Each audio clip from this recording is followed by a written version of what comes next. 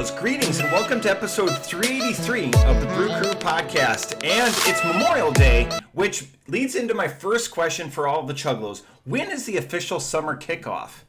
We've gone back and forth, I think, for years on figuring out when the official summer kickoff is. Is it the beginning of June? Is it Memorial Day weekend? Like, what is it about the kickoff? And everyone looks to that kickoff. No one talks about kickoffs for spring. No one talks about kickoffs for fall, even though I think maybe football for that or kickoffs for winter. But the summer kickoff, it seems to be that crescendo for the annual calendar that everyone's worried about. Comment below on what you think the official summer kickoff today. I'm cheating a little bit today because one of the beers I'm going to have is an NA, but I wanted to mix up the styles or mix up the producers, and today I decided to go just with the style. Our first beer, and we've had these guys before, is from Ellicotville, Blackberry Kolsch, and this is a non-alcoholic beer, so 0.0 ABV, and I'm drinking it out of an old school koozie, a Brew Crew koozie that we found down in Chillicothe and Ellicotville, just really long names. All right, having a fine time sheathing it. So 3, 2, 1. All right, both cans today. I get blackberry. I get a fruit. I get a tartness. So with the Kolsch, I'm expecting much more of a crisp, a lighter feel, but having like that robust grain build compared to like a lager and ale or whatever. So it lets you know that it's a beer. The Kolsch aspect of this beer is the driving force behind it. It's not so much the fruit. It's not so much the tart. While we're doing that, let's check out the Ellicotville website. Let's see if I got this up. Boom, look at that. So you can find out more at Ellicottvillebrewing.com. Long URL. I like, again, it's very organized, but look at this, like just clean lines. And this is Ellicotville, New York. So it's in New York. Both beers that we're drinking are of an East Coast variety. Look at that, just bold, high def pictures. You can't find out our beer, our locations, lots of them, planning your event. All right, know about us. That's their blueberry wheat. So something that always comes up for me when I'm drinking Ellicotville, sorry Stacey, is definitely fruited beers. Unless plan your unforgettable wedding. That's interesting. Our history. Let's go. There we go. Our history. When did they start? 1995 in the heart of ski country. The Aspen of the East. I would have never guessed that Ellicotville started in 1995. But own and operate 5 brew pubs, so they're doing well, which goes into one of my stories. We'll bring the camera back for this one. So from 2024 to 2025, the top 10 craft beer producers in the United States reported a 1-year record drop-off in production. So this is the top 10 producers. They produced in 2024 7.87 million barrels. In 2025, 7.12. So that drop-off of 700,000 barrels was the largest single-year drop-off since they started tracking these since the 90s. So percentage-wise and number-wise from drop in production. And that's been something we've talked about in the last couple of years, how the craft brew or craft beer scene has been declining a little bit. Sure, there are the big, Ellicotville being one of them that have sustained growth. But again, and employ roughly 150 people. But it's something that the little guys or everyone else that's getting into the beer industry, has been having to stave off. Brew to entertain. So it's nice to see a slogan like that that's brewed to entertain instead of like, sustainability or something about the environment, which is very popular and it's good to see that, but it's nice to be a little bit different and separate yourself. Brew to entertain. And then Western New York. Awesome. All right. And there's nothing more on that page. So we'll go back to this beer.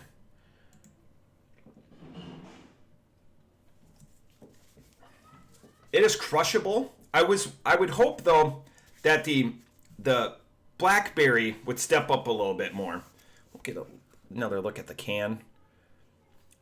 The Blackberry is so subtle. I don't know if Blackberry is a potent enough fruit to carry or to be the hero of the day. But if you're looking for something pleasant, light, and not just packing that overall fruit flavor, but, you know, relies more on it, hey, this is a Kolsch, you are drinking a beer. The fact that it's non-alcoholic is great, that it can appeal to that community that is either avoiding alcohol or just, you know, maybe they're the sober Sandy or the driver, the designated driver for the night. So that's awesome for that community. I bought a 6-pack of this. I'm excited. I will definitely mix this up. It's not a drain pour by any means. I mean, heck, it's almost gone. I wish they would have more of that fruit flavor, because that last swig that I just took there is completely Kolsch. That fruit aspect of it is completely gone at this point. Off the top rope, I'm going to give this a 3.25.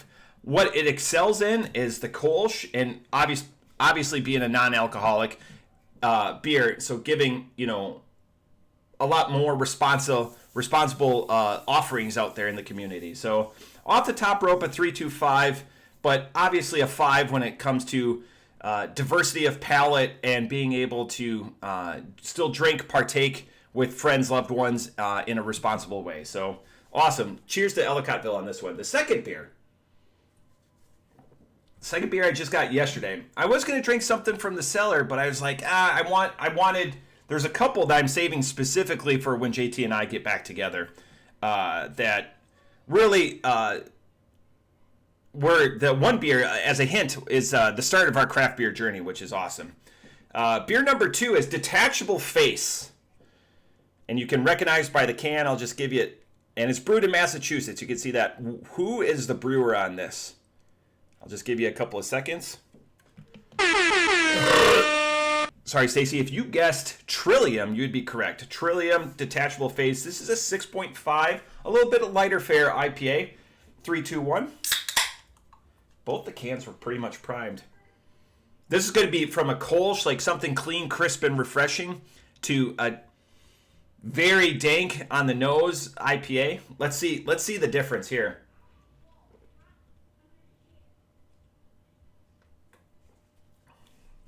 Oh, that's delightful. Trillium, again, one of those brewers, especially in the Massachusetts area. There's really 2 that go after it for supremacy, is Treehouse and Trillium. Trillium does really good at the IPAs, where Treehouse does a lot of the variants and fruit-heavy, fruit-forward sours.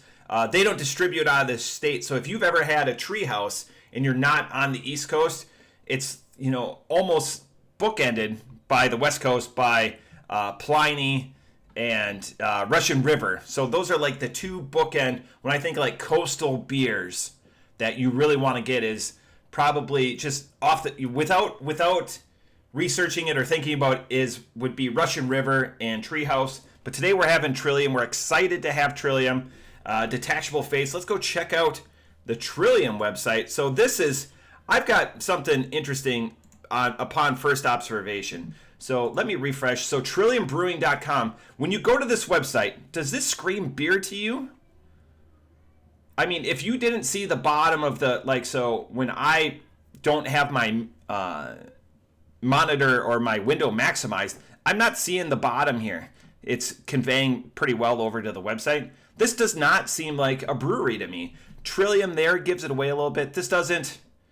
So beer shipping, there you scroll a little bit. Book your next event with us. It's more about the event than it is about the beer, and then the brewery with it being in Massachusetts. So contact us, shop, locations. Look at multiple different locations. They're big on ordering to get it outside to distribute their product. Sorry, Stacy. Outside of Ohio, Trillium has really stepped up their game in distribution. I'd say the last 2 years, it's very prevalent across multiple beer locations. And all their events, look at that, and then explore our story, our values, like philanthropy. All right, open in 2013. Again, amazing growth by JT and Esther Tetrio, with the desire to create a lifestyle and experiences through the lens of modern New England farmhouse-inspired brewery. And with a team of more than 300, so twice the size of Ellicotville, but Ellicotville has 5 different locations, and Trillium has 4. Again, lots local vendors. Congress Street, one of their, and New England is our home with 2 year-round locations, and then multiple, and then their farm where they get a lot of their ingredients. Their farm is in Connecticut because space is a premium, as we know, on the East Coast. So Trillium, I'm always really excited to partake in Trillium beer. So it's almost a no-brainer for me to purchase a Trillium just because they do a dank IPA so well. The other up-and-comer, like in the last couple of years, is Other Half. I'd put them like 1 and 1, 2. Like if I'm going for like a pint-sized can IPA that I know is going to be at least a stand-up double plus more, I'm going to go with a Trillium or an Other Half. And it's interesting because the can art on those 2 beers, Trillium is typically a whitewash, very understated beer, and Other Half is like a nouveau print, like fascinating colors. Besides their side-by-side series, but it's just like a psychedelic wallpaper like you would see in the 70s, just like crazy nonsense, but in a good way because it stands out. And a lot of our beer purchases are made with our eyes. So, man, this beer, I wish I had a little bit colder. I was prepping for the podcast and getting notes, and again, 6.5% on this. I was getting my notes together, and it warmed up a little bit. I wish it was a couple degrees colder, but that's fine. It's not removing the drinkability. This is kind of a one-note, super dank. Let's see if we can get a hop build on this. Nope, it's not on the can. Keep cold, drink fresh. Can't drink it any fresher than what I just bought it yesterday. Man, it's one note, so it's not pushing anything new, fascinating, but it's a solid legged out triple. Off the top rope on this beer, I'm going to give this beer a 4.25. Wouldn't be upset if I had this on tap or a friend brought this to me. And there's something just so satisfying about a pint can and a koozie that just, again, I know it's not that much different, but it's just so much better. And then just to sit there and talk smart about dumb things or dumb about smart things. Off the top rope, 4.25. Really, really enjoy this beer. It doesn't do anything new, but what it does well as being a one-note, lighter fare, 6.5% ABV IPA, it does quite well. Excited that I have more of these in the fridge and I didn't buy it as a singleton. To go for full circle, I don't know if I'm one of the people that thinks Memorial Day is the kickoff to the summer. I think I need my summer to begin with June, and I know it's just a week away. That, to me, I guess I'm a 1 June. I don't need a 3-day weekend to like kick off. It's just a mindset thing for me. So I'm more of a 1 June guy rather than a Memorial Day. But I appreciate being able to take an extra day off and getting 4 days off. But that's all I got for today's episode. Man, this has been a hoot. It's gone quick. Just to review, Ellicotville Blackberry Kolsch, non-alcoholic, 3.25. Ellicotville is nationally distributed, so if you see it, you know the experience you're going to get.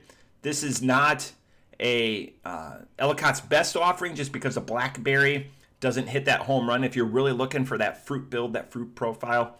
And the beer number 2 is Trillium Detachable Face, which reminds me of, was it King Cobra? Detachable Penis. Obviously, I couldn't play that song. It'd be a lot of fun. 4.25, 6.5% ABV. And one last thing, we're going to do a top 5 just because as it was coming out. Top 5 power rankings. I always like these power rankings based on MLB.com. The Braves are just playing out of their absolute minds right now. 18 comeback wins. It's just crazy. And they have 2 of their top starters out for a long period of time. Should be coming back soon. The Rays, I think JT brought that up. Again, the surprise probably of the season just because of their payroll and how they turn over talent. Dodgers, 3. They just took 2 out of 3 from the Brewers. The Brewers, 4. Doing quite well. Top of the division by a game and a half. And Yankees at 5. So there's 3 bigger payrolls. Sorry, Stacy, and 2 smaller payrolls. A lot more parity this year in the in baseball, which is good to see for everyone around. But that's it for 383 Memorial Day. Good to see you guys, Chuggalos. We got some fun stuff on tap this summer, including kicking off with Flag Day here in a couple of weekends, a couple of Sundays away. But that's it. Cheers.